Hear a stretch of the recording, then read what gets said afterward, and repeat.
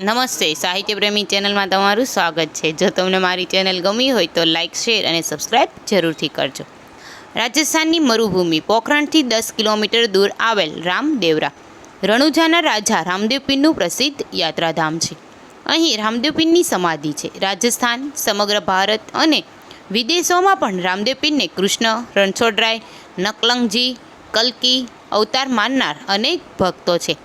આજે પણ લાખોની સંખ્યામાં શ્રદ્ધાળુઓ ભક્તો તેમના મંદિરોમાં દર્શનાર્થે યાત્રા પ્રવાસ કરે છે। રામદેવ પીરનું વ્રત નોરતા રાખે છે। નિજિયા ધર્મના સ્થાપક રામદેવ પીર તેમના શૌર્ય, પરાક્રમ તથા પરચાઓથી ભક્તોના હૃદયમાં નિવાસ કરે છે। બાબા શ્રી રામદેવજી મહારાજ તંવર રાજપૂત કુળના રાજા હતા કે જેઓને હિન્દુ લોકો ભગવાન શ્રી કૃષ્ણનો અવતાર માને છે। પ્રભુ શ્રી કૃષ્ણ જ બાબા રામદેવ પીર તરીકે આ પૃથ્વી પર અવતર્યા હતા। ઘણા તેમને ભગવાન વિષ્ણુનો અવતાર પણ માને છે। રામદેવ પીરનો જન્મ આજથી આશરે 600 વર્ષ પહેલાં રાજસ્થાનના બારમેર જિલ્લાના કાશ્મીર ગામમાં સંવત 1409ની ભાદરવા સુદ બીજને દિવસે થયો હતો। તેમની માતાનું નામ મિનલ દેવી અને પિતાનું નામ અજમલ રાય હતું। તેમના પિતા આ વિસ્તારના રાજા હતા। કાશ્મીર ગામ હાલમાં રામદેવરા તરીકે પણ ઓળખાય છે। રામદેવ પીરને ભગવાન દ્વારકાધીશના અવતાર માનવામાં આવે છે।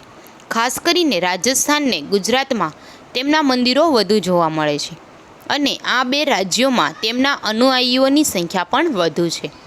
ભાદરવા સુદ બીજને દિવસે રામદેવ પીરની જન્મ જયંતિ મનાવવામાં આવે છે।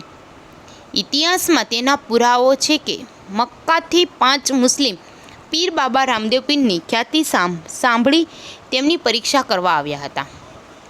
તેમને રામદેવ પીર બાબાના પરચાઓનો જાતે અનુભવ કર્યો અને બાબાને રામશા પીરનું નવું નામ આપ્યું। ત્યારથી મુસ્લિમ લોકો પણ બાબા રામદેવ પીરને યજમાન અને આદરથી પ્રભુ પદે ગણે છે। બાબા રામદેવ પીરના કાળ દરમિયાન તેમની ખ્યાતિની સુવાસ ચારેકોર વાયુવેગે ફેલી હતી। શ્રી રામદેવ પીર બાબા દરેક માનવી પછી તે કાળો હોય કે ગોરો, ધનવાન હોય કે ગરીબ, ઉચ્ચ હોય કે નિમ્ન, બધાને સમાન ગણતા અને તેમના અનુયાયીઓને પણ તેઓ એવો જ બોધ આપતા। તેમના આ પૃથ્વી પરના નિયત કાર્યને અંતે બાબા શ્રી રામદેવ પીર મહારાજે 1459માં સમાધિ લીધી હતી। તે સમયે તેમની ઉંમર 42 વર્ષની હતી। બિકાનેરના મહારાજ ગંગા સિંહે 1931માં તેમની સમાધિની ઉપર મંદિર બંધાવ્યું હતું। બાબાના ભક્તો રામદેવ પીરને ચોખા, શ્રીફળ, ચૂરમું, ગુગળ ધૂપ અને કપડાના ઘોડા ચડાવે છે। તેમની સમાધિ રાજસ્થાનના રામદેવરા પાસે આવેલી છે। ફરી મળીશું સાહિત્ય પ્રેમી ચેનલમાં, સબસ્ક્રાઈબ જરૂરથી કરજો।